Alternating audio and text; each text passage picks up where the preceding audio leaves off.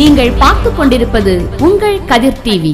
My dear sister Lily Pushpam, Dr. Punida, all the professors of this college, heads of department, all the staff, management staff, the clerical staff, and my dear students sitting in this audience this morning. Which of you, I have a question to begin. Which of you would choose to be born poor? Nobody. Nobody sitting down here in her right mind would choose to be born poor. Nobody. Here this morning, values are upturned, turned over. Here this morning, we find baby Jesus born poor, Son of God born poor. Son of God born poor. None of us here would choose to be born poor. We would want to be born in a wealthy family, surely, all of us. No one sitting down here would want to be born poor. We would want to be born in a wealthy family, in a good family. This family is good. Joseph, Mary, and baby Jesus. This family is good but not wealthy. By no means wealthy. He was a carpenter. She was an ordinary maiden in her hometown of Nazareth. An ordinary maiden. And she is chosen to be the mother of God. Nobody in their right mind would want to upturn things. Nobody. But this infant here has upturned everything, turned it upside down, turned everything upside down from the very inception of his being. He has turned everything upside down. He could have chosen to be born in a very rich way. In a palace, God could make it possible for his son to be born in a palace. No, no, no. He chose to have his son born poor, into a poor family, the family of a carpenter. Do you know, I'd like to tell you of a nice Christmas card which I once saw, a unique Christmas card. On the front portion of the card is Mother Mary and Saint Joseph, and in the cradle is the baby Jesus. That's normal. But in this Christmas card, baby Jesus is standing on his head. I'm repeating, in the Christmas card that I saw, baby Jesus is doing a trick. He's standing on his head. Have you ever seen a little infant stand on his head or her head? Never. But this infant in the Christmas card I am mentioning about is standing on his head. Do you know, as a result, what happens? He sees the whole world upside down. He sees the whole world upside down. You and I have never seen the world upside down. You and I see the world straight. Downside down and upside up. That's the way we normally see the world. But this infant standing on his head in his crib sees the world in a different way, upside down. From his birth, he looks at the world differently. I want to tell you just now a story of the three kings. Do you know we all are accustomed to thinking of three kings who came to see baby Jesus. But you perhaps don't know that there was a fourth king who set out from the east to come to Bethlehem and to see the infant Jesus, to pay obeisance to him. The four kings set out. Only three reached Bethlehem.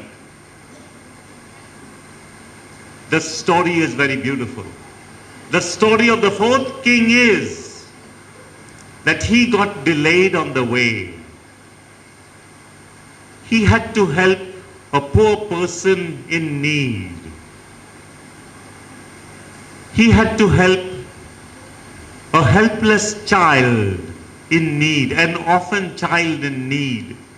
He had to help an AIDS patient's child in need. He had to help the persons who were helpless on his journey toward Bethlehem. He had to help them. He did all that.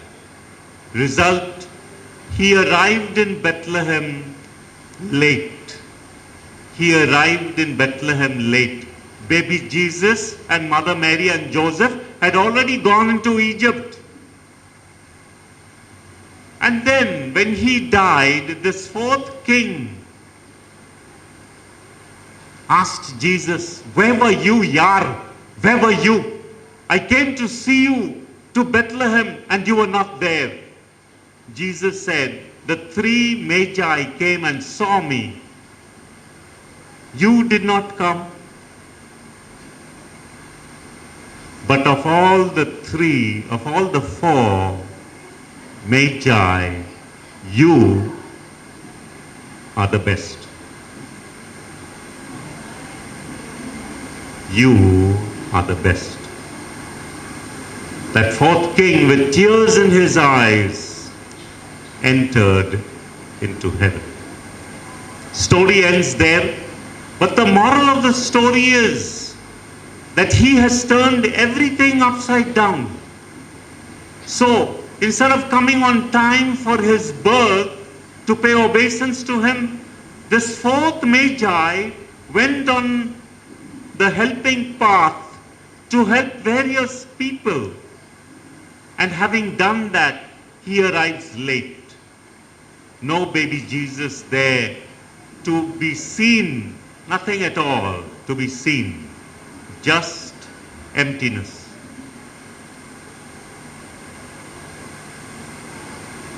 Do you know, when you turn things upside down in your life,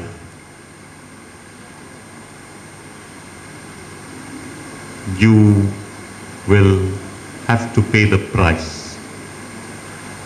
In order to turn things upside down in your life, not only for the sake of turning things upside down, but to reorient yourself towards God, towards faith in humanity, towards love.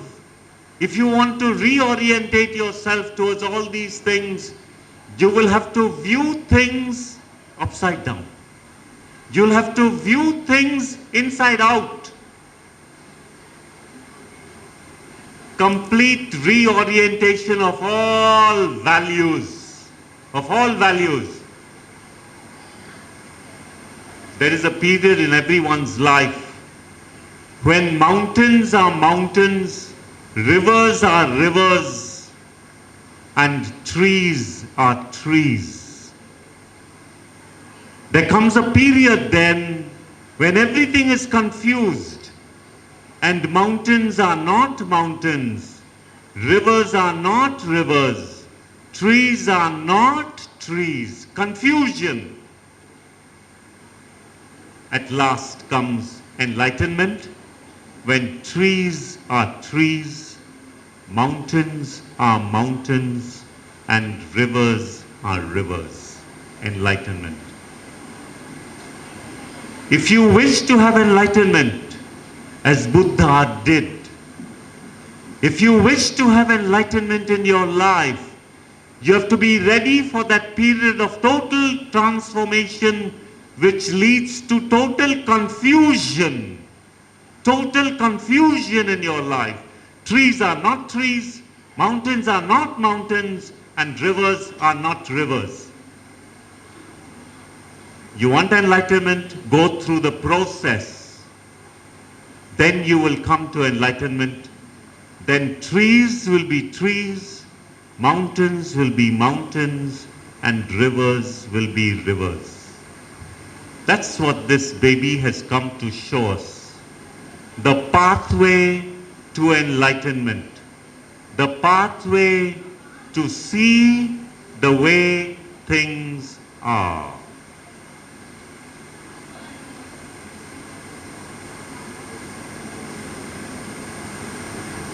I want to wish you, every one of you, a very merry and happy Christmas and a bright and prosperous New Year. Christmas புதுவாரத வாழ்த்துக்கள்.